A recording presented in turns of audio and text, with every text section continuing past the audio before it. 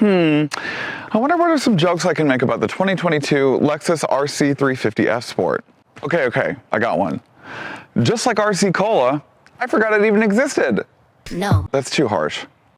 Like me, it might be gorgeous, but it doesn't do much. No. That's too self-involved and demeaning. Whatever. Welcome back to Sparkplug TV. I need to take more stand-up comedy lessons.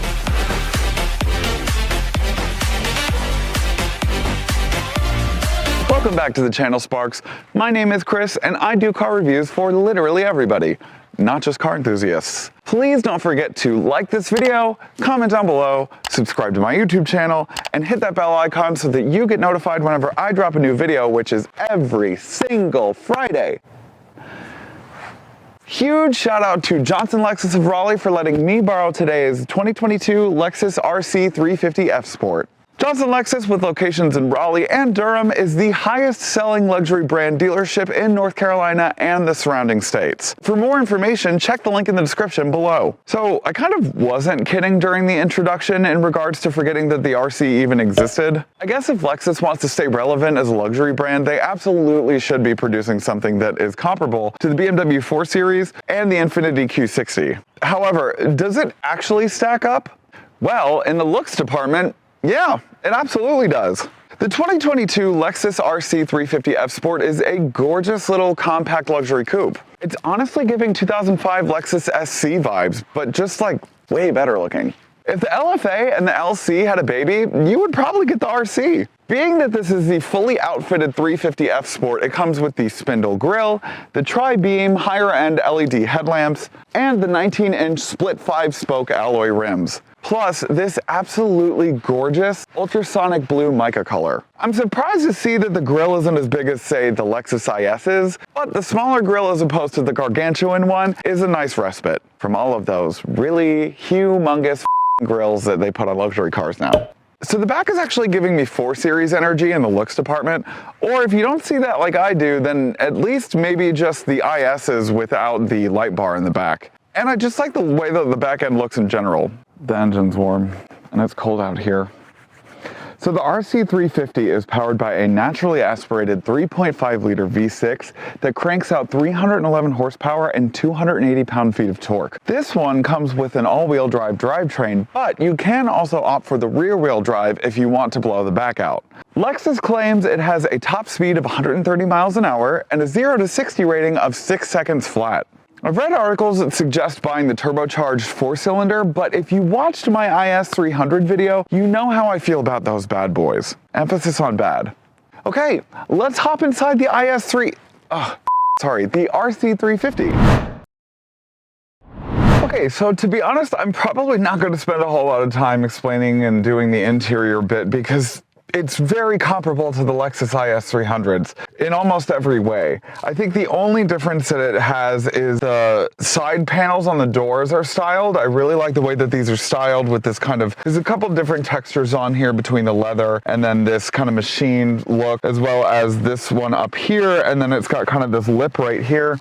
So that's a difference as well as these seats are a lot more bolstered for a more sportier kind of styled racing look. This one has the optional 10.3 navigation infotainment system in it, and it's not touchscreen. The only way that you can kind of control it is with this little pad down here, and boy is it aggravating. Now, I did try to tune the Mark Levinson sound system, albeit the Mark Levinson sound system sounds delightful. The ability to get through the treble, mid, and the bass options was not delightful. No. It jumps around, it doesn't really stay in one place, it's very finicky. Like, this needs to either have like 2 different options to it or something else. The LFA style bezeled gauge cluster is very nice. I do prefer that over the regular gauge cluster.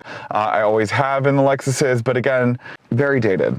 It's always been dated. It's a lovely cabin, don't get me wrong, gal, but it's just dated. When Mercedes and Audis and even Infinitis are having all of these touchscreen kind of tactile press-in, Porsche's got, you know, the touchpad that you can press in and it's got this tactile haptic feedback, and this has got an interior from 2015, so I don't know. I hate to hate on it because it is a comfortable, luxurious looking, feeling cabin, but it's just time to upgrade it. Anyways, let's take this out on the road.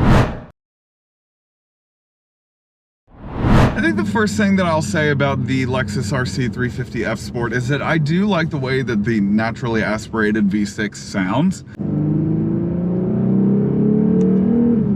Yeah, like that sounds good. I wish it had a bit more power. Off the line, it's not that, it's a little indecisive, just like the turbocharged 4-cylinder is, which is a bit of a shame, I'm not gonna lie. I mean, if this is touted as something that's supposed to be sporty, you know, maybe make it a little bit sportier, I don't know, babe.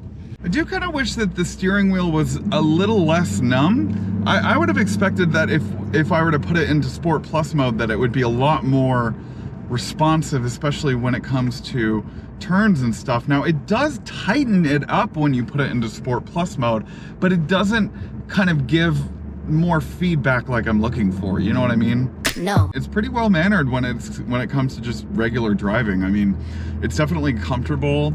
It's quiet in here. When I was doing research on this is almost like a Japanese Camaro or something. I mean,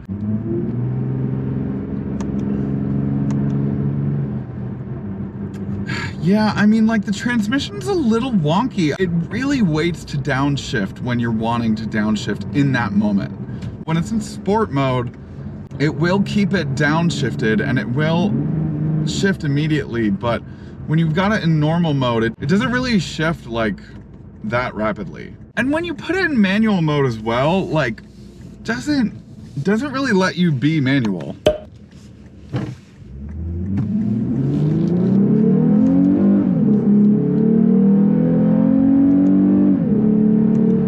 I mean, it's quick. It's definitely quick. I like how fast it is. I like the fact that when you put it into Sport S Plus mode, that it gives you like an F1 style kind of rounded rev counter that will flash orange at you when you need to upshift. I think that's a pretty nice feature. All right, so I'm coming up onto this pretty tight corner here in a second. Let's see how the active dampers do.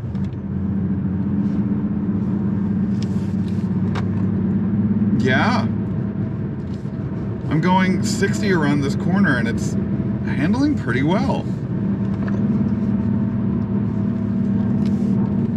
Okay, I'm convinced. I don't know, I don't dislike it. I think it's a pretty decent driver. All right, well, that does it for today's video. Thank you guys so much for watching. Also, please don't forget to like, comment, subscribe, hit that bell icon. I kind of feel like I'm groveling, but, you know, I would like to be monetized at some point, so. My final thoughts on the Lexus RC 350 F Sport is a bit of a mixed bag. I was not expecting to be so delighted by the powertrain. I think that the powertrain is actually pretty decent.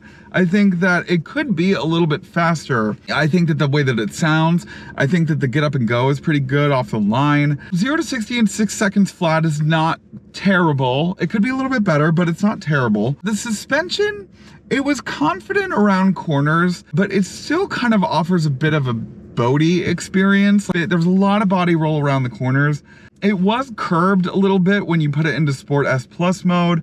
You could tell that the active dampers were active and damping. Could be tuned a little bit tighter, but in general, I think it was pretty decent around corners.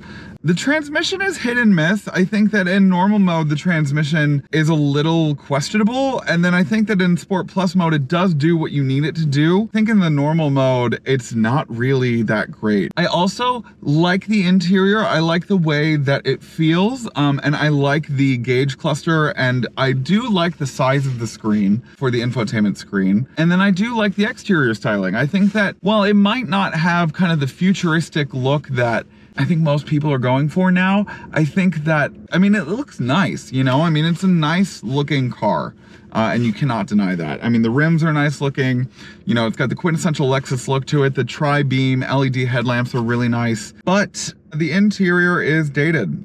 I've gone over this before, it's dated, and it's time for an upgrade. I think that what they're doing to the SUVs is what they need to do to the sedans, and I think I've said it before, and I'll and say it again. But yeah, I think it's a decent car. I think it's pretty decent. Might not be for me. I would probably opt for something German, but you know, it's not bad for what it is. All right, well, that's all I've got for today's video. Thank you guys again for watching. I, again, am making this during my lunchtime, and I think I'm going to get Chipotle today because Chipotle is my life. Chipotle is my life. So, bye. Hey, Sparks. Thanks for watching today's video. If you want more Sparkplug TV content, click right here. Right here. You got two options. Choose one. Or both.